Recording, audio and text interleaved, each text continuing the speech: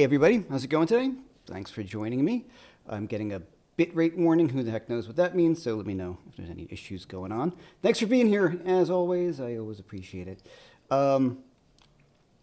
Just real fast off the top, I have a masterclass coming up this Saturday. That would be February 21st at 12 noon Eastern Time, and it is mastering rhythm guitar with Triads. So it's a bit more rock and some blues based, so you can use your Triads to come up with cooler rhythm guitar parts, to create parts, get different sounds, go a lot deeper. Stuff that you hear like, Jimmy Page and Hendrix do, and then guys like Robin Ford and Larry Carlton, and basically anybody good. So that's the links down below, and BB's got that in the chat, so thanks so much for that. And cool. Yeah, that's what's going on, so hope you join me. And if you can't catch it live on the weekend, then there's absolutely no problem whatsoever. You can watch it as many times as you want on the replay once you enroll. All right, so today let's talk a little bit about fuzzes. Now, I don't know if you guys are like me, but when I first get into fuzz, I couldn't figure out how to use it. And there was a bunch of reasons why. Either it sounded like crap, like it just sounded super fuzzy, and like, why would anybody want to use this? And the other way that I would sometimes have it sounding would be too fuzzy, or it would disappear in the context of a band. So I found a few things. I prefer to use a fuzz in a sort of a trio setting. I think that they can be really cool, but sometimes frequency-wise, they get a little funky. So let's talk about some stuff. So the first thing I'm doing, actually today, we got a special guest today. We have a Marshall.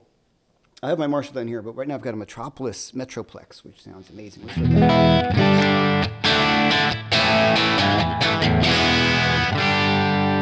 running that through, kind of a basic sort of plexi sound.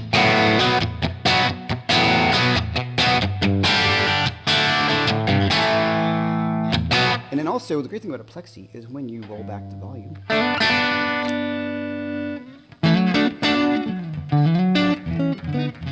it stays nice and clean, or it cleans up, and stays very bright at the same time.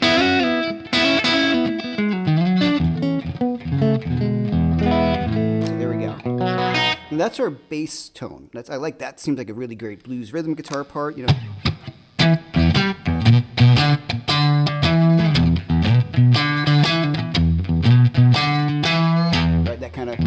Hit it hard with a Strat. It really kind of speaks. We can turn up the gain if you want, a little bit. But let's talk about our fuzzes. So today I've got a few things going on today, just to kind of have some fun with you. Now, I've gone to a bunch of fuzzes, and I am not endorsed by any of the companies you see. Well, Keeley was generous enough to send me this and some other stuff, thanks to BB. But I first just met Jesse Davey over at the T-Rock show. We played at NAMM together. And I really love this fuzz. And I've gone through a number of fuzzes trying to find the ones that I thought sounded best. And this is the one I think sounds best to me.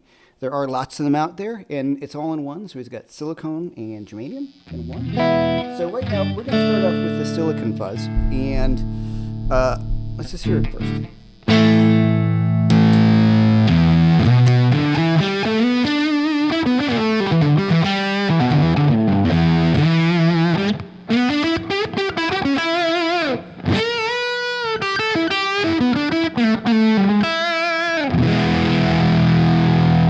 So that sounds pretty cool to me. Let's get a little bit of delay in there. I got my aux here. Now, the only thing I don't like about the aux app is that it closes down every time you want to use it. Now it's got to restart, except for today. It made me lie today. Okay, a little bit of delay on there, because delay sounds fun. Oh, let me get that. I don't have my, see, it closed out on me again. Now I got to find my aux. There we go, there. Okay, I got the delay in before it closed on me. Okay, so that's going on because I like some delay. So now the thing that's magic about a fuzz is if I turn it all the way up, we get this big, big chord sound. Now, but if I roll back my volume a little bit, check this out. It cleans up really fast. And what it gives you is this really great sparkly clean sound. Find that right spot. I play lots of Hendrixy stuff because, roll back a bit more.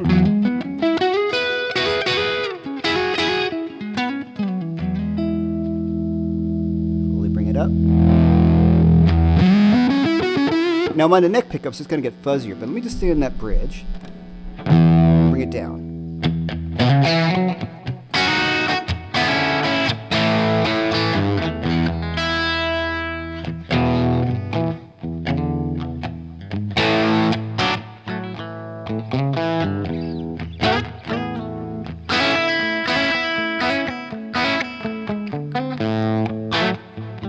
Bring it up.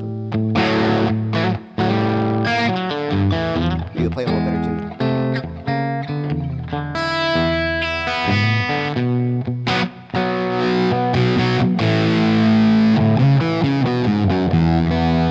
So just by rolling it back up and down, I've got all these different colors. Now, it's going to depend on a few things we'll talk about today. Definitely your volume knob, right, or the sweep of the volume knob. So it's going to be different. This is a 64 Strat with the original pots and stuff. So I like the taper on these guitars a lot. So depending on the taper of the pot that you use, it's got to sound different, or it's got to trail off differently, I mean. So now if you listen to Hendrix, certain tunes, especially the live stuff, you hear like this, and then the solo comes in, and you suddenly hear this thing go boom, and he's not stepping on the pedal as far as I know. When you hear it on certain recordings, especially the live at Winterland stuff, you suddenly just hear this thing that comes in really fast. And it's such a cool thing, but you have to get used to using it. So what I like also about it, with the different flavors of the fuzz, is if it's your bag, man, you can leave it on the whole time. And a lot of guys do, because that's your whole game. If you want to have fuzz being your thing, right?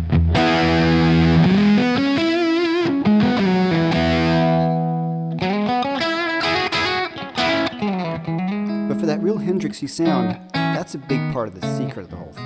And then when I started getting into fuzzes, I realized, like, oh, that's why people like fuzzes. Now, the thing you have to be careful of, when you go to the neck pickup, it can be a bit too flubby.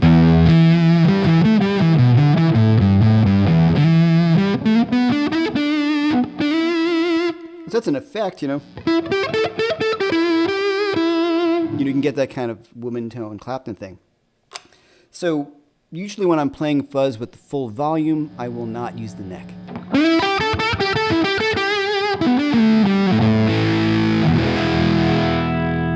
Now, an interesting thing we can experiment with right now, because this is all by ear. I don't know of any, I'm sure there's maybe some fuzz aficionado out there like, this is the way you do it. But Eric Johnson would put the fuzz up kind of high, I think, in the volume low, if I remember right. So let's experiment with bringing the fuzz down. So.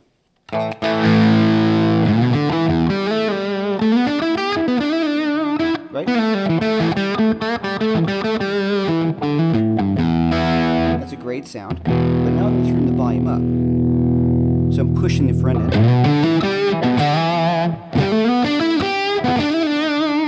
So it's got a different thing. Turn that fuzz up a little bit.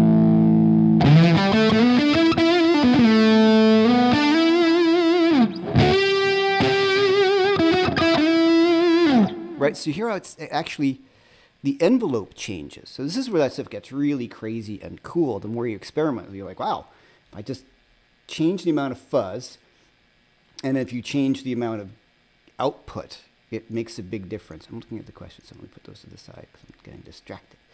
So that makes a big difference. And that was one of the fun things you start to figure out, like, oh man, that makes a good big difference. All right, so here, let's go back to a little less volume and a little more fuzz. And then you can also deal with how much volume you get in your amp. When you step on the fuzz, do you want it to be a lot louder, or do you want your amp to stay kind of a bit more unity gain? Those are things you got to figure out. Now, one of the big secrets, too, let me just turn this off, is the reason why I chose the Strat and the Marshall super lead kind of circuit there, is I think that a big part of it. I don't like the sound of a fuzz into a completely clean amplifier. And that was the biggest thing I think that I found was like, oh, if I'm playing into a clean amp, I put on a fuzz, it usually sounds like poop. And the reason why it sounds like a fart is it's interacting with the overdrive on the amp.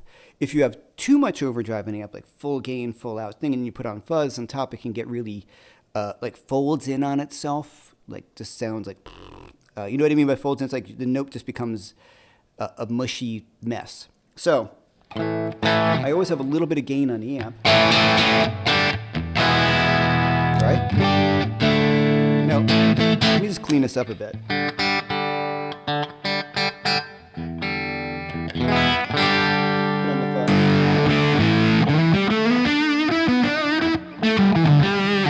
Of course, that still sounds good right now, but generally speaking, if you're playing it into a big clean amp,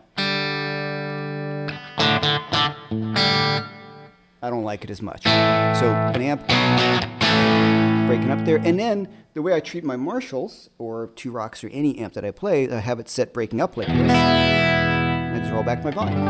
So I've got all the different shades. Put on the fuzz, kind of fills it out a bit. Sparkle on top. And just by rolling it down,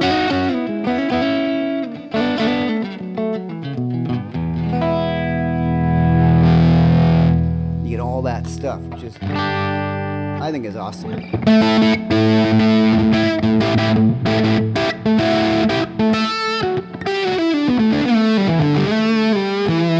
Now, one trick that I really like, and I think I've spoken about this before, is, now that's a bit flubby in a good way. I like it, but if I'm gonna go like, I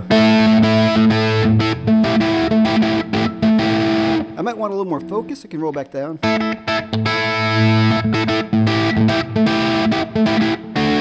But if I put a clon or a tube screamer after the fuzz, check this out.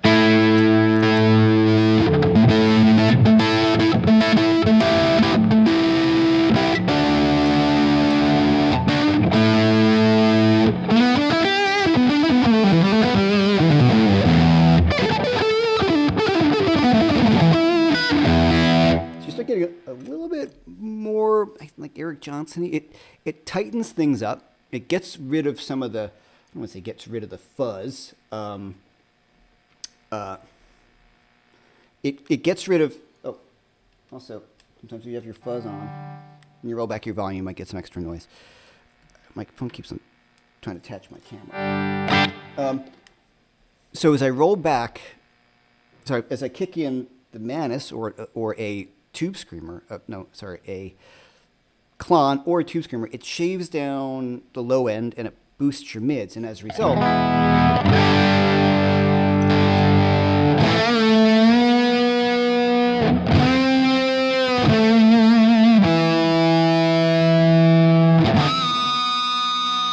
don't have a lot of drive.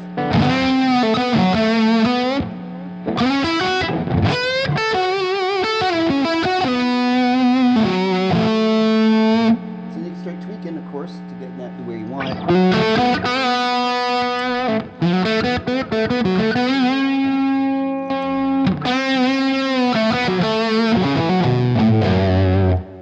It's funny, you guys probably can't hear it in the background. I'm hearing zzz. It's the tubes. Like I got this thing cranked, and the tubes like doing that whole thing. Oh, I can turn off my mic. Let me turn off my mic. I just have to remember to turn it back on.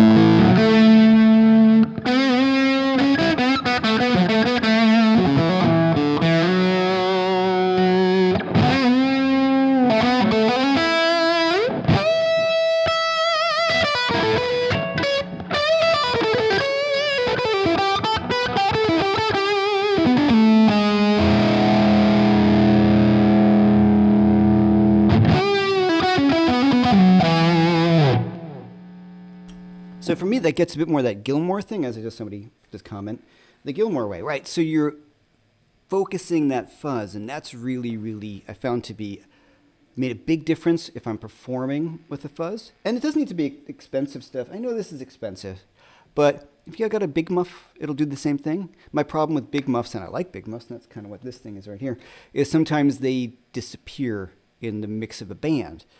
So I think Gilmore would put that power, I forget that old pedal, but he would put stuff on top of it to help kind of do this, what I'm talking about. And of course, the Cornish stuff took care of a lot of those issues. But so back the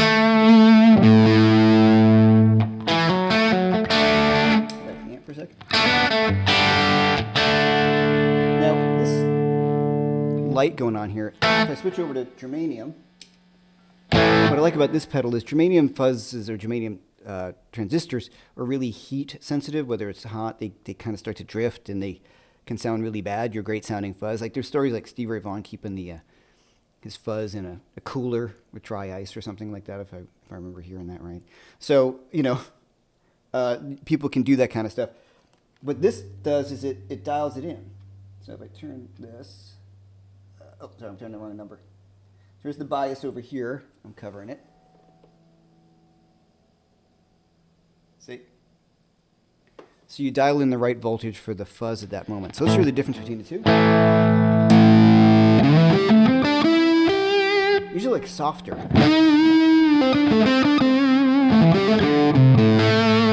It's not affected by temperature. The silicon's not affected by temperature like the germanium is. And the cleanup is different. I find it to be a little more gradual, but you have the issue sometimes that you can have with the germanium. I remember having an old Analog Man Sunface, and it sounded great. I remember bringing it on a gig one night. I'm like, why does this sound terrible? This is before I knew anything about fuzzes, because it was all germanium and it was hot, and it just started to sound terrible because of the bias. So Jesse Davey really figured it out on this. Like I said, I'm not endorsed in any way. I just think this fuzz covered all the bases for me. And you get the classic germanium and the silicon.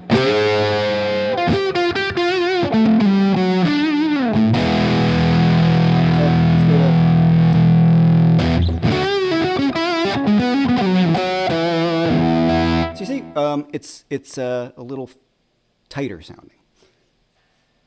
And it's got a few different options on here, like zonk and vintage and fat, but you can mess with that. But what is, like I said, what's fun is if you want to work with your fuzz, set up a slightly distorted amp or a pedal, slightly distorted, and put your fuzz into that, and it really helps the sound as opposed to going straight into the amp. So BB's got a, as always, here we go. Gilmore used a tube driver to manage the mids missing in Big Muffs. Right, exactly. So the tube drivers are awesome sounding. They're kind of big and battery, and you got to plug them in. So I don't have one. I'd like one to mess around with, but they're big and battery powered. Not battery powered. I mean they're big and you got to plug them in. All right, so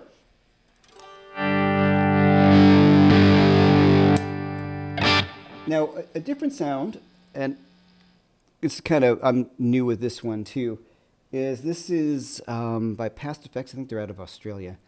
And it is a Big Muff circuit. And it's got a mid boost. Let's hear this.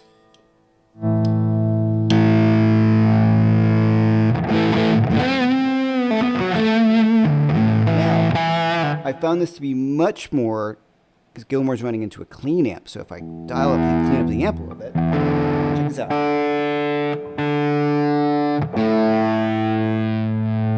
Hear the difference already? I'm just turning the gain on the amp.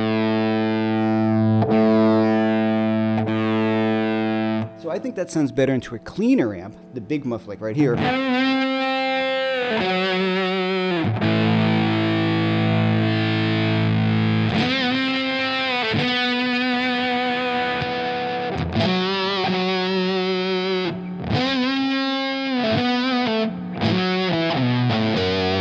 So this one's got a nice little mid boost thing, so I like that. And here we go.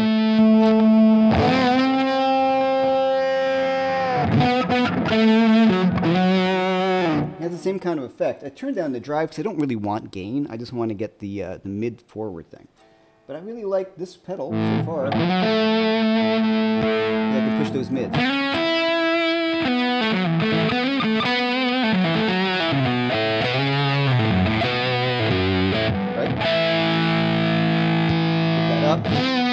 Less mids. Let's get that. Look at this.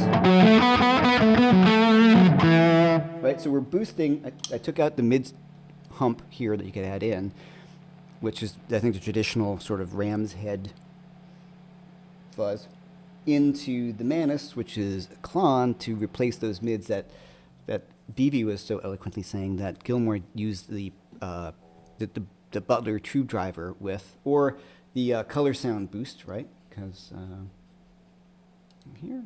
I know some earlier stuff, Gilmore was a fuzz face into a color sound boost, I think. I agree with you.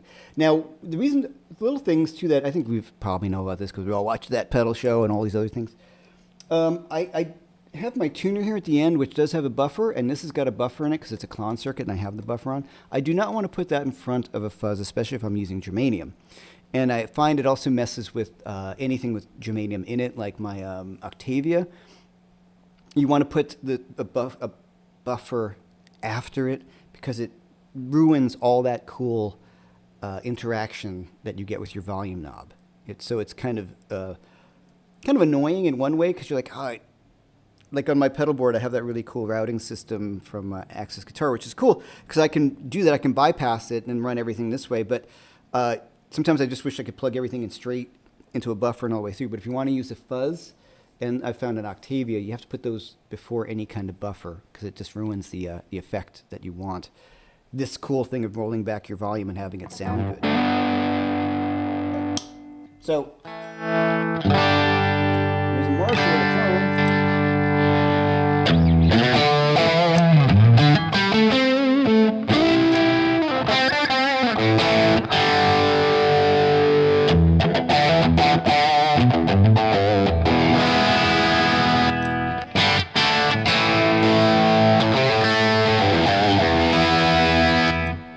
To beat that as well.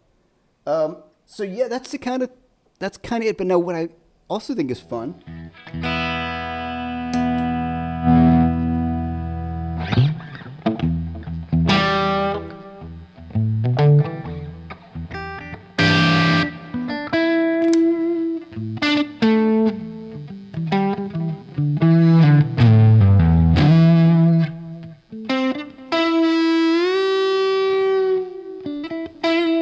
kind of play with it.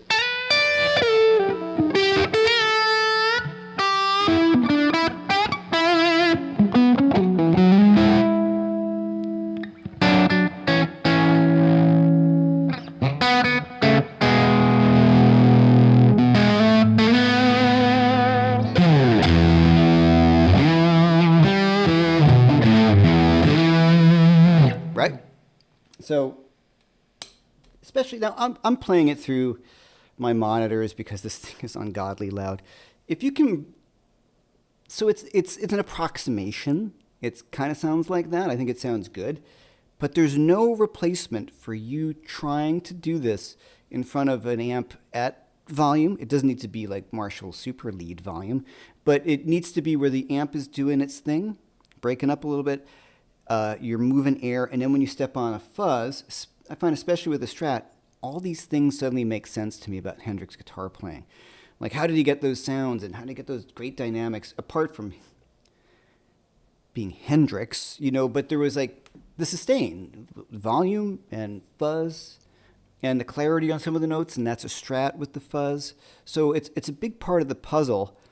Of course I'm not saying just because you have the gear you can sound like Hendrix, but it's a part of the puzzle that when I was a little younger, and then when I finally got a chance to play a Marshall at volume with a fuzz and a Strat at the volume I wanted to be at, everything sort of changed. I was like, oh, that light bulb moment that you get.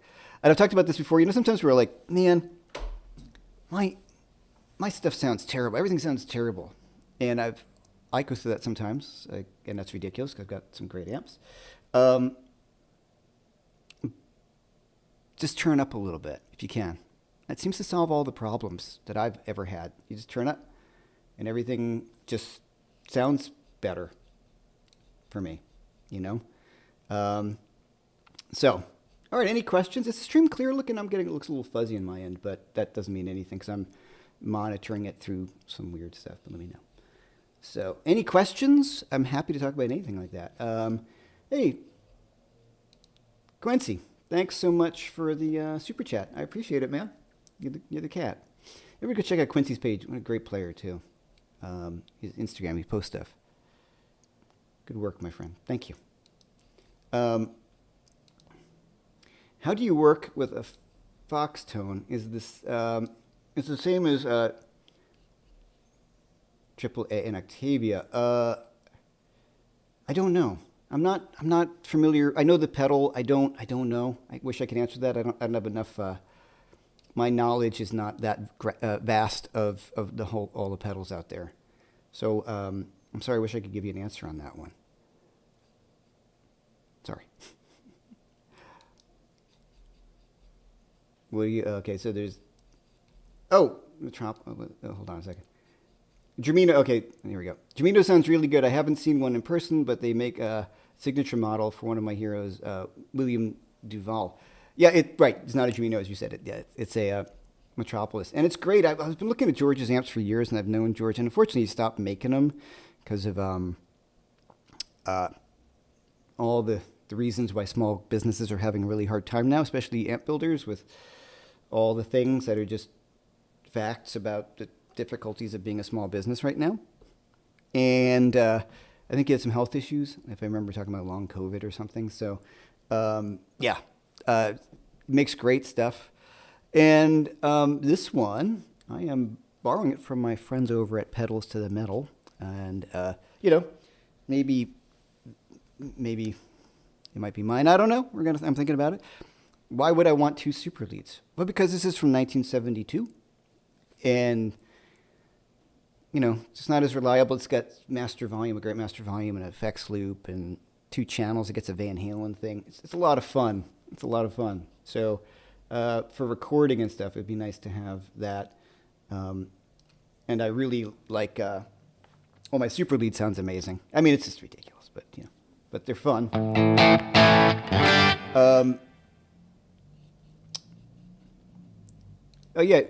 Victor B, what's up, Victor? I got a Germino Lead 35 and I'm using 6v6s to keep the volume down. Yeah, right. Well, it's all relative. I mean, I've got that little Marshall Studio JTM that's 20 watts, and it's insanely loud. Especially you're talking about at home.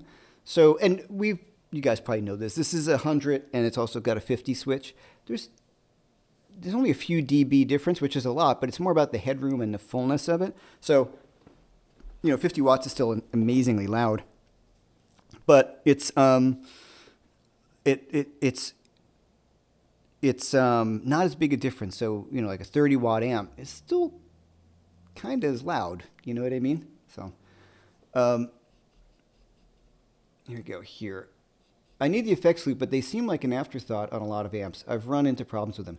Yes, and in this particular amp, and say like the Friedman's, it's the same effects loop. It's a buffered effects loop, and it's been great. It's the best sounding effects loop I've encountered next to like the Two-Rock tube buffered thing that they have. I don't notice any loss. I don't notice any issues. Now, if you are using an effects loop and you want tube distortion from your power section, that could get a little weird. So if you're using like a 20 watt amp and you're cranking it and you're using the effects loop, that can get a bit weird because the placement of the delay and the reverb in the chain you have to dial it in a little differently. It can be a little too much because you're pushing the whole amp and it gets a little can get a bit mushy sounding. So that's something you have to think about. So that's the concept of, say, something like a Friedman style amp or a higher gain amp, if that's what you've got, is they run the power amp really clean and most of your overdrive is coming from the preamp section unless you turn the amp up really, really loud. What I like that George has done on this is I don't have to have it as loud as that thing for it to sound good. So he's really worked it nicely so far. It sounds amazing.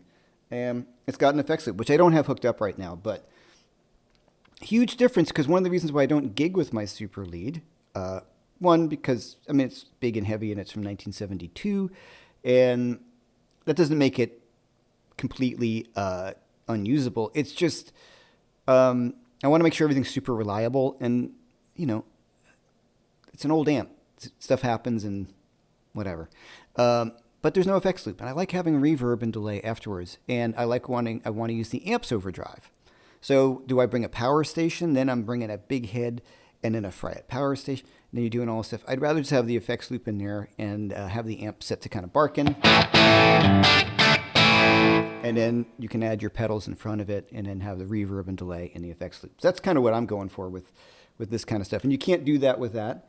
Boo-hoo. Hendrix didn't do it. But it does come down to the kind of music you play. So if I'm going to go on like a straight rock or a blues gig and it's just full on, I might not use an effects loop. I just plug into the Marshall and, you know, do it the way like David Grissom, just, you know, he's a great friend of mine and a great, obviously great guitar player. He doesn't use an effects loop at all. He just kind of dials his delay down enough so he just hits the front end of the amp like Van Halen would do a little bit. And it works for him and the music that he plays, obviously. I like playing some more ballads. I really like that Gilmore thing. So I do like the big delays at times when I'm playing with my trio. And that's what, so Gilmore ran into a clean amp and didn't use an effects loop. So the effects loop gives that same kind of thing where I can get the amp to overdrive, you know, with the preamp largely, which still sounds great, and have the delays coming through that after the fact, so it's not getting mushy and ugly sounding. So it, like I said, so for my band, sure, but I'm doing like a blues gig or something where it's not, I get kind of ethereal with this stuff. I don't worry about it as much. But I'm having conversations with some of my friends. If you get a good effects loop and you get into using it, I really, really like. I was not really into them for a while because I have a really nice pedal board setup that I really like. But once you start dialing it in, especially I like an amp that breaks up, and I like some preamp gain. I just grew up being a metal guy. I just like the sound of that a bit, or cranking an amp. So if you've got a really nice amp that gets great overdrive, I'd like to use that as opposed to running it clean with pedals. So, but it's back and forth, you know what I mean? It's whatever works for you. But, you know, if I'm showing up on a gig and I'm not using my amp, I'll just bring a pedal board like mine right there, which I have a little switch that turns it for this 4 cable where I'm going to an effects loop, or 2 cable. And that's a really great way to think of, to do it. So I can bring the same I can bring the same pedal board to any gig. Now, of course, I end up changing the pedals because if I'm going to use something in the loop, I might have different pedals because I'm using amp distortion. Anyway, so there are 2 boards. The board, my main board, which would go through the effects loop on either my T-Rock or, you know, this Metropolis or my Friedman. Or if I'm running into the front end of the amp in a clean amp, I bring the other pedal board. So it's annoying because I have to have doubles of some of my favorite pedals, but it beats like tearing up your pedal board all the time. So, all right, so you got some more questions. It does not have to. You can talk and you know, ask me anything. It doesn't have to be about the amp or anything like that. Okay. Let me see if I missed anything. Let me say hi. First of all, BB, thanks so much as always. Last minute, Jesse Jacobs. Thanks to Jesse. He gave me me and a bunch of other people his tickets to see Billy Gibbons the other night at City Winery. And they were front row right there. It was great. Billy sounded great. I really enjoyed the show. I've seen him a few times, and this was the best I've seen him in a long time. It was really cool. So thanks, Jesse, for that. Sorry you couldn't make it. And there was a meet and greet afterwards, which was really funny because it was more like everybody in. Okay, there's the band. Go stand, take your picture. Okay, thank you. Go. Like, it was 20 seconds. 30 seconds. No meet and greet, just photo op, take your picture, get out. It was pretty funny. And I had had lunch with Chris Layton, with David Grissom one day, and hanging out with he and Kenny Wayne Shepherd, and we were talking about Stevie and all this. It was great. So I wanted to say, hey, how's it going? Not even a chance. It's like, yep, right there, goodbye. So it was a very funny moment of like, all right, well, that was funny, and we all had a good laugh about it because I've never been to a meet and greet. I'm not real big on them because, you know, I mean, I hear like, what's his name, from Alter Bridge and Creed. His name has popped out of my head. Like, he's full on with it. Like, he's like, what a great guy he is to his fans.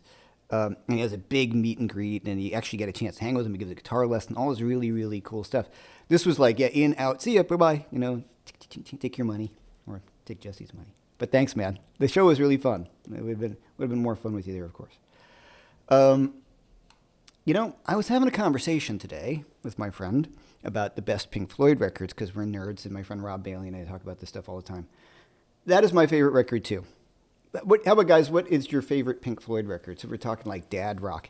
But the cool thing is, about dad rock, my kid likes them, too. So he's a lot younger than me. It started off with him actually wearing an Animals t-shirt, and I was in a situation like, okay, can we just... And he came in one day with a rainbow Long Live Rock and Roll t-shirt. I thought it looked cool. And I'm like, oh, you're killing me. So I had to play him for him. And then I told him dad lore, as he calls it, which I thought was the funniest thing. He's like talking about some gig I was doing. He's like, oh, we got some dad lore going on, which I thought was awesome. Hey, yeah, Jesse, Jason Laughlin came with us, as I told you. So Jason Laughlin was at the gig. So now, all right, if we're going to talk Pink Floyd, because this is super, super nerdy. Growing up, I think The Wall was my favorite record, because when it landed and how old I was and when it came out and all that. And then afterwards, like now when I listen to The Wall, Gilmore was always saying stuff like, yeah, it's not my favorite. There's a bunch of stuff on there that doesn't need to be on there. And I thought it was overblown. Or to quote, I can't find the quote. And I remember thinking, well, that's weird. And I'm like, oh, is that because they don't really like each other anymore? And then you realize, as I was listening to it, I was like, I could probably do without that song. So when I was driving, talking to my friend Rob, I said, okay, well, let's play this game. What song could you do without? And as I thought about it, there's no songs I could do without. Which I thought was pretty funny. You know, like, I'm like, we have this thing of like, oh, it's too long, we could move some songs. Which ones? I don't know. I can't think of any that we have to move, so that kind of shot that down on the ground. But, man, metal, I mean, Echoes, can you beat Echoes? That's probably my favorite Pink Floyd song. That and Dogs and Sheep. I mean, I love side 1 and 2 of Ummagumma. You know, I love that version of Astronomy Domini is amazing, and Set the Controls for the Heart of the Sun. 2 real big things for me. There's a song that sometimes I open the show with called Do You Remember, that's totally coming from that Set the Controls from the Heart of the Sun stuff. I like them all too. Correction, it's called Metal. I'm going to be snooty guy. Yeah, but Echoes on Metal. I agree with you. And Jason's just being a wiener. 25 or 64 is my favorite Pink Floyd tune. Yeah, there we go. Jason's the guy who purposely mispronounces Yngwie's name because he wants to just bug me. He's just trolling. Yeah, of course you are. Jason Laughlin, you guys aren't familiar, go check out Jason's page, Jason Laughlin Music. Great guitar player and educator. Absolutely. Fearless, right? Off of Metal. Great tune as well. I'm a little on the fence about the psychedelic stuff. Like some of the Sid stuff I really do like, but, I know some guys love that. I hear Brian May saying that's the best stuff, and I've heard other people say that. Not my favorite of that stuff. I do like it, and I like the Barrett solo records. Anyway. As we're getting down into the nerdy weeds of Pink Floyd records, I really like the remaster of Animals, if you guys have not checked it out. The one that they fought of putting because of liner notes of these guys fighting. So it's really different, but really good. You know, sometimes you remaster something and you're like, oh, come on, you shouldn't have done that. But you can hear the cymbals. And I didn't realize on the original mix of Animals, the cymbals were really not that clear. And I couldn't, there are some keyboard parts that pop out. You're like, wow, I never really heard that. So the remix of Animals, I really, really like a lot. Remember like I remember, Scott, I was just being a jerk. Everybody does that. I meant Metal when I said Echoes. Of course, everybody does. That's why I was just busting your balls. Everybody does it. Everybody. I remember Keith did it. Keith Williams on a 5 Watt World, and people were like in the chop comments, like he did it on a video, and in comments he was like, I made a mistake. Give me a break. I know. It's like when I said in one of my videos that Clapton played the 335 on Crossroads or on Wheels of Fire. And then these people tearing up. I'm like, I misspoke. I'm sorry. I meant the Farewell to Cream show. Kill me. So I'm just busting on you, man. Yeah.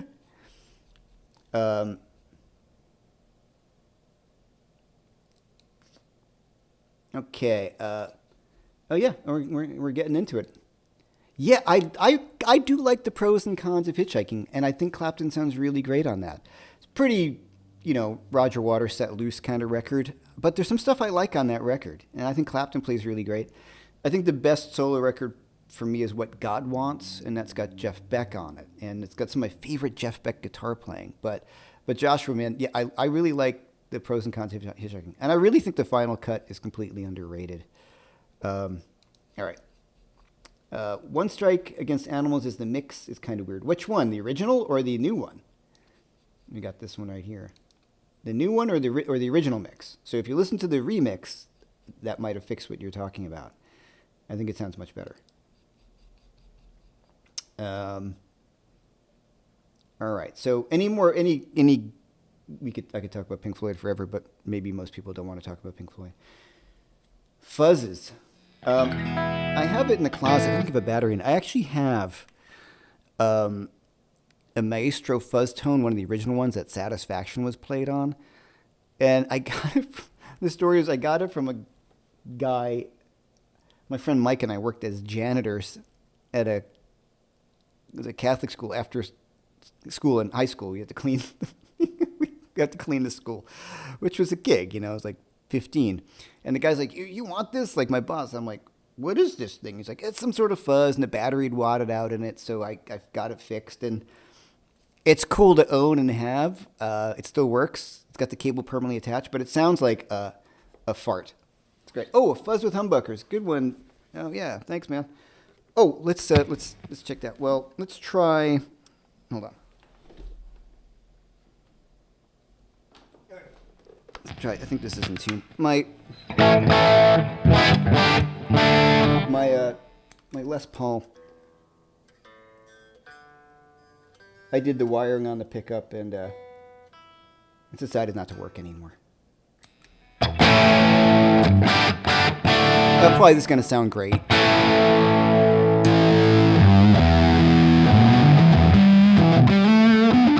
Yeah. See if we roll it back. It's cool.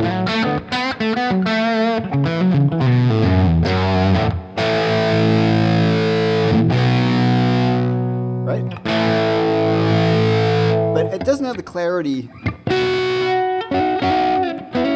that the Strats have. Well, this kind of does. I go out of my way to choose pickups for Les Paul guitars.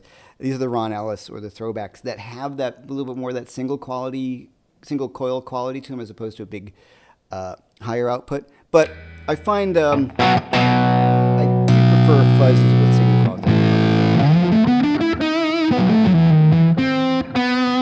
There's a little more work to get it to sound right, you know.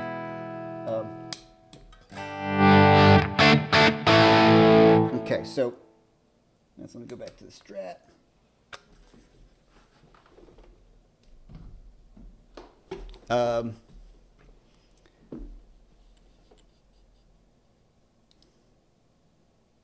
Where would you throw a Univibe? All right, let's do this. Let's do it live. Thank you to Vibe Machine for Drybell for sending me a new one. I haven't even plugged it in yet. Let's do it. I would put. This is the thing.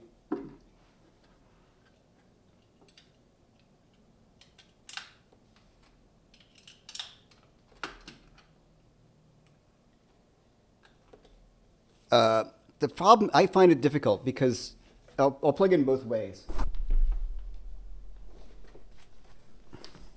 If I have the fuzz, the Univibe here.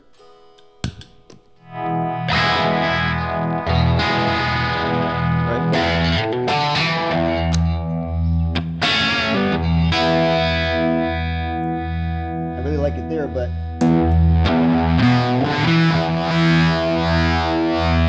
that's a more, you're hearing more of the effect. So it's the same way where I like overdrive. I like univibe things before a distorted amplifier. I like modulation before overdrive. One of the problems that you have, though, is if this is buffered and you run into there, it can sound a bit weird. I know Hendrix went back and forth, right? From what I understand. Some people say he put the Univibe first or the fuzz. I'm not 100% sure, but I'll show the difference. Okay, so roll back to volume is cool.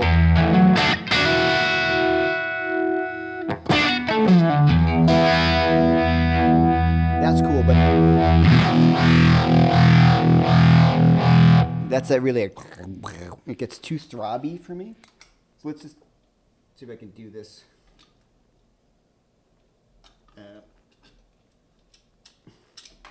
It's live.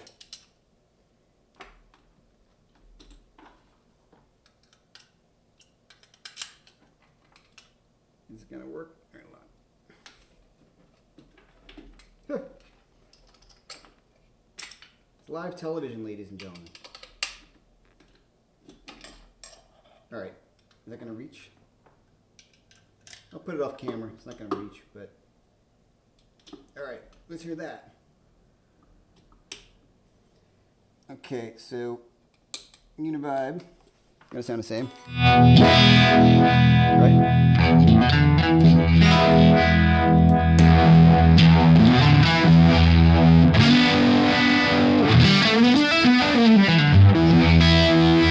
That's the sound I like. But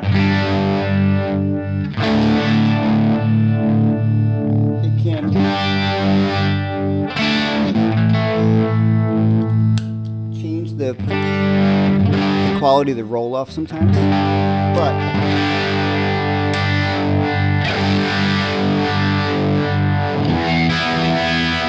of course it sounded pretty good right now.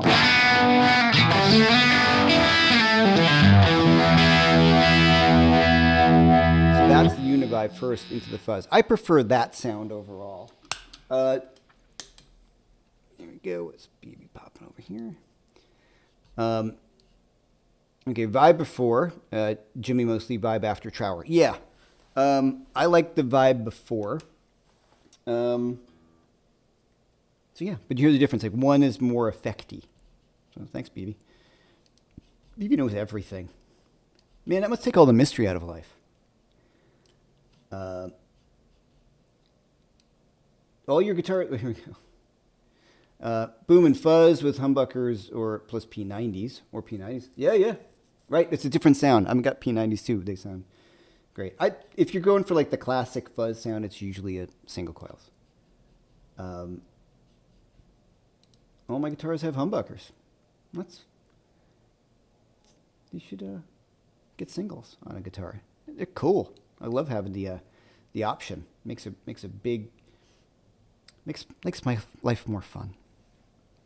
So, don't forget, everyone, I've got my masterclass coming up this weekend on rhythm guitar, mastering rhythm guitar with Triads, and it's being able to kind of play rock and blues and not just playing basic chords, the 1, 4, 5. There's a number of things that you could do using your basic diatonic triads to make the rhythm guitar playing way more interesting. And it's the kind of stuff once you start hearing it, you're like, oh man, so that's what Robin Ford's doing. That's what Jimmy Page did at that part. Some really, really useful stuff. And that is coming up this Saturday at 12 noon. That's February 21st at 12 noon Eastern Time. If you can't make it live, you can catch it anytime you want on the replay once you enroll. Tab, notation, backing tracks, everything's included in HD video version of it as well. So once you get it, you can watch it all the time you want. And I can't imagine playing rhythm guitar without using those ideas anymore. Like there was like the pre-understanding how you can use your triads in a lot of exciting ways, and then there was the post, So New York. So once you understand how these triads can work in your playing when you're playing rhythm guitar, it's really hard to go back to not using these ideas. Especially when you're playing improv music and you want to play some cool rhythm guitar parts. All right, so before we close that, this is kind of fun. Something with this amp, I just got this today, so hold on. All right.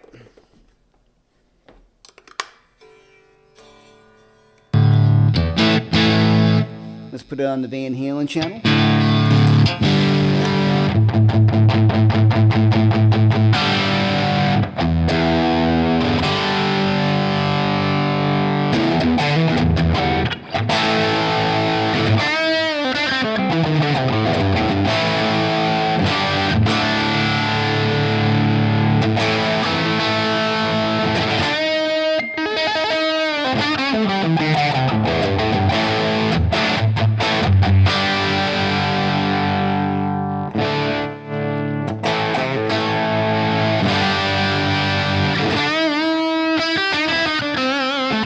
got that kind of, that sound.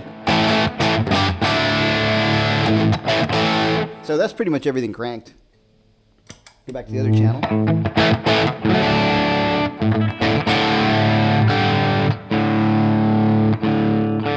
I usually go for the more cleaner.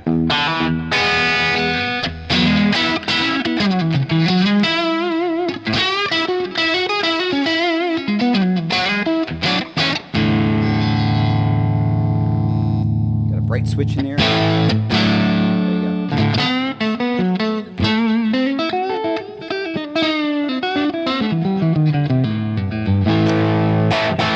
Pretty cool. It's pretty, yes. Yeah, it does. It does. So it sounds totally ferocious. I picked up I tried out the Drumino. Sorry, I said Drumino. The Metropolis JTM 45 that he has out of that series. Sounded amazing. Freaking great. But I kind of, that's so much fun. That's a hard sound to get in a controlled environment. You know, and it does a really great job of it. Does that mean you have a Triad rhythm course coming up? I've got all your Triad courses up to now. It's a Triad masterclass, using those Triads in like a blues and blues rock way. So it does kind of dovetail with that. And at some point, there's probably going to be a Triads and rhythm guitar course down the line. I definitely like doing them and see how people react to them. And it's a great way for me. I've already got the course planned out, and I think it's a lot of fun. And then what I do is a lot of times I do the masterclass, and that really helps me plan out a course in my head, right? The masterclass was cool. I really enjoyed these few things I did, and then I end up making them a lot of times into a course. So, so Jason, it is different, but it builds upon some of the stuff that we've talked about with Triads. But I'm not trying to be sneaky. It's just using your diatonic Triads to create more interesting rhythm guitar parts over static chords, or in a blues, or in like a rock thing. So. Once again, it's the kind of stuff when you hear it, you're like, oh, when I first learned, like, oh, that's what they're doing? That's easy, you know? So it's been cool. I'm like, I sound like, you know, and if you take my course, I just don't have a backing track set up right now to play over it. So, and yeah, man, this thing sounds pretty great. I like this guitar. All the same licks. I love it.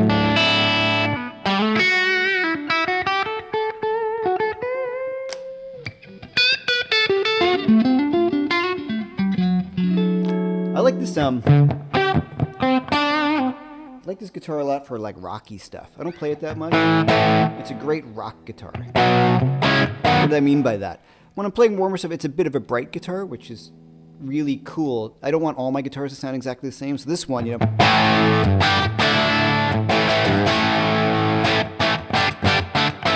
And then, give you an idea, what do you mean?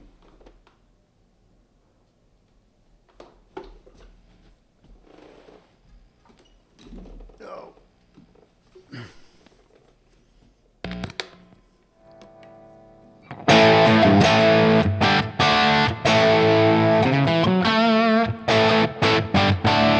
Sounds completely different than that guitar, and it's the same wood. I think it's the same. No, those are Michael's pickups. No, Michael Total's pickups, and these are Ron Ellis. So. One final thought. I've got this overdriven, but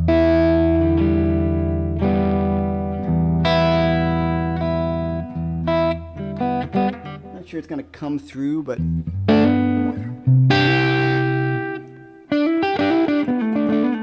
because we're playing through the aux, which is sometimes not easy to carry. To get the nuances of the clean tone that you would hear if you were in the room with us. But Marshall's clean tones are some of my favorites.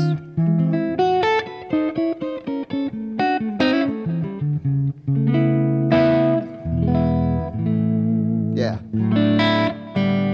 There we go.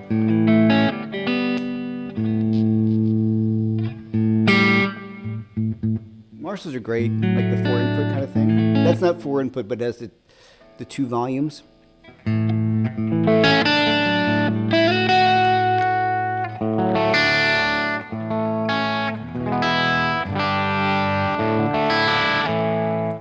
it's hard to, with the Oxus in there, trying to dial it in. But Marshall clean tones are my favorites. Well, Fender clean tones are my favorite. They all are. But Marshall, people think Marshall are just overdriven sounds. But a 4-input Marshall or a JTM45 is some of the best clean tones. My favorites. Do you ever get a chance to take the big amps out anywhere? It sounds good in my headphones today. When I gig at the bitter end, I'll bring a 2-rock for sure. I bring my my Bloomfield Drive, or the last 2 gigs I brought that Jakey Lee Friedman. I'd bring this for sure. I'd bring this much more over than the big one here because I started ABing them earlier and they sound very, very similar, which is cool. This one has no bright cap in it, and this has got the switchable bright caps. So just we discussed earlier, the volume. There is a master volume on that. It's not as good as this master volume. And this has got the effects loop that doesn't. So all those things. So I don't gig with the Marshall that much because I have to bring a lot of stuff for like a set at the bitter end, and that can be, is it worth it? I mean, yes and no. If somebody would move it for me, sure. That Landau is fire. Yeah, this is one of those guitars. I traded my Klon for this. I wonder who got the Klon, Jesse. I walked into my friend's store, Watchtower Guitars, and I'm a big Mike Landau fan, but that wasn't it. I just picked up the guitar. It looks great, and I picked it up, and it's one of the guitars you play, and you're like, oh, God, that guitar is magical. So I never thought I'd get rid of my Klon, but a few thoughts. I have a KTR. It sounds pretty much exactly the same.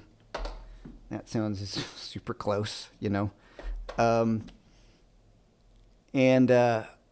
things like vintage pedals, they can break, like a switch breaks or something like that. So I just felt like I'm going to play the guitar, and I don't want to put like a Klon on my pedal board playing in New York. It just seems crazy. It's hard to keep a track of those things, My guitars are always with me or they're on the stage, but pedal, Klons can, like my friend was playing a gig and he has a Klon. He said some guy like lifted off his board and was looking at it because he'd never seen one. He's like, what the? So, people are nuts. So that's why I would not do that, That's why I thought the guitar was much cooler than having the pedal that I would worry about. And I play the pedal way more than I did. I play the guitar way more than I did the pedal. And this has just been refretted by Michael Tuttle. I finally, the fret job on it was a bit, I don't know if it's originally came that way. The guitar's from 2017. It was a bit sus going on, something that happened, like settling. There was some high frets and it just, so Michael redid it. And then look at that, he redid the fingerboard. And he had the finish kind of taken off as they do, but he just kind of did that a little smoother. And his Michael Tuttle's fretwork is just great. So the guitar is playing better than ever. 7 1/4, but I have the action, like it feels great. There's no fretting out. So anyway, if you're in America and you want a great fret job, definitely give Michael a call. Do you have your amps checked out by a service by tech annually, or do you bring them in when they become problematic? It's a good question. I usually bring them in when there's a problem, but I'm gigging with usually newer amps, like either my 2-rocks or my 2-rock, and those are pretty solid. I'm not worried about caps or resistors on those amps just yet. And tubes, they're gonna go if they're gonna go. You know what I mean? Like so. So the old Marshall, like sometimes I'll turn it on. I'm like, oh, what's going on with this knob now? Like so, it's like a dirty mid pot, or like you have to tap it and it starts working again. So it's one of those reasons that I don't really gig with the super lead. But I don't have them checked out on the regular. I usually wait until something happens. I'm also kind of fortunate enough to have a few different amps that I could choose. Also, it gets really expensive to bring your amp to your guitar amp repair guy to do the once over. And this is the thing about New York City. Everything is a pain in the ass.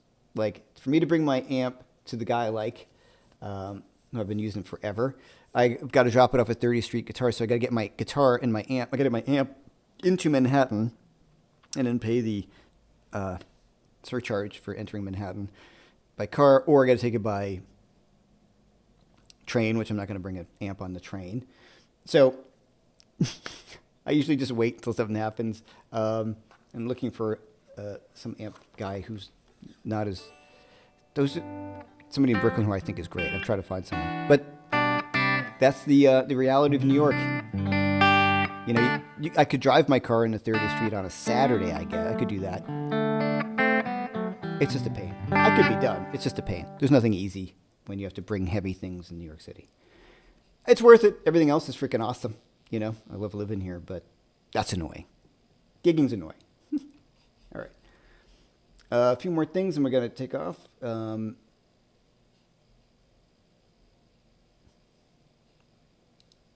You know, there's whatever, you know, like if you don't use it, or if you find a new one that sounds just as good, they could go up in value, but that's a game. You know what I mean? Like, you know, do you need the money now? Like, I got one of my favorite guitars ever for a Klon. It's worth it to me. Way worth it. Well, Klon and some other stuff, but it was totally, because I play this all the time. It's one of my favorite guitars. So you just got to judge how much you're going to get for it. Do you think it's going to go up in price, or do you use it that much? You can always find one that sounds great. Like, for instance, comparing these two, just off the bat, they sound really, really close. Yeah. All right. Trower mostly use a wah as a filter. He'd find a spot and kind of leave it there, like Michael Schenker used to do. Find that in between cocked wah thing, I think, and it's a great sound. All right, everyone. I appreciate y'all being here, and BB, thanks again for always doing everything last minute. I appreciate it. Experiment with the fuzz. Have fun with it. Just, as I said back before, you know, it really comes down to how you got a guitar strap in a way. How it's the interaction of a slightly overdriven amplifier, and then really mess around with how much fuzz you use versus how much volume. All right? That's really big. And there's no right or wrong way. They both sound a little different. So finding the thing that works best for your amp that you're running it into is a big part of the secret. And then the other part of the secret, I'm using the humbuckers, let's see, is the roll-off. Right?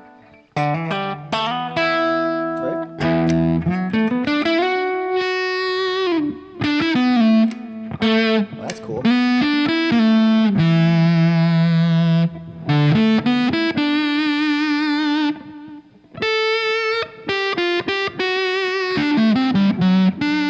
That's a nice sound, right? That's pretty cool.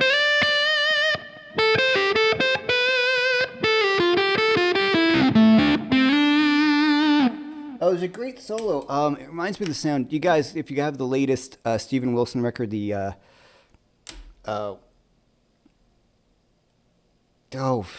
just got the name of the record. Anyway, saw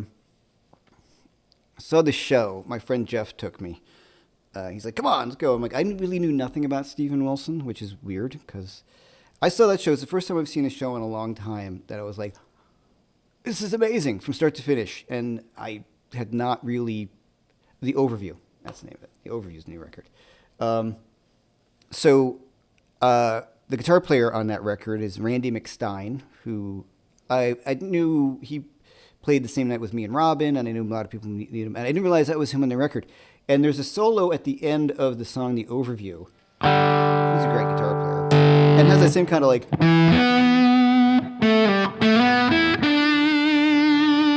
It's a really kind of super fuzzy, weird tone, and he uses it so beautifully. So check out the Overview by Steven Wilson. And Randy's guitar playing in that is really, really great. It was so fun to see him live, because I had known people like, oh, he's playing with Steven Wilson. I'm like, I don't really know. I know that name. I don't know how I didn't know. I love him now. I got all his records. Great. And if I had a lot of disposable income, he's playing in the Royal Albert Hall for one show out of the whole year. But I don't have that kind of... I don't make that kind of living. I'm just gonna fly to Royal Albert Hall to check out a concert and then zip on back. I wish. Anyway, yeah, Wilson, 2 nights at the Royal Albert. That's the one, man. Like I might be able to. I've got family there. Maybe I could crash on somebody's couch, or if I just tie it in with some sort of business thing. It's gonna be in Italy in April with Corey Congilio. That'll be fun. I got a tour in the Czech Republic in September. So I'm looking forward to that too. Depends on what it is. Like maybe I can, but hey, honey, I'm just gonna fly to London for a few days, see a concert, and she might not care, but you know what I'm saying. You know it is. You know how it is. All right. All right, everybody. And BV. Everyone and BV. I want to thanks again, as always. I'll see you guys later. Check out the workshop this weekend. It's over there in the chat down below, or it's everywhere, the Rhythm Guitar with Triads. And it's 35% off. So once you order it, you can watch it as many times as you want in the replay. Tab and notation included, background tracks, everything, and a high-def video of it to watch shortly thereafter. So, and it's live. The great thing, people ask, what's the difference between like a masterclass and a course? There's interaction. You can ask me questions. It's all live. There are more masterclasses as opposed to courses. Like courses are more sequential, but I really love both, and I find a lot of the people who do the both of them really like them because it's a different experience. And I like both a lot. I really love the live interaction, looking at people and talking to it. I think there's a certain energy that I really love about teaching, because then you're talking to real people. All right, everybody. Thank you so much. I will see you next week. And everybody have a great one. See you then. Thanks again, BB. See you guys.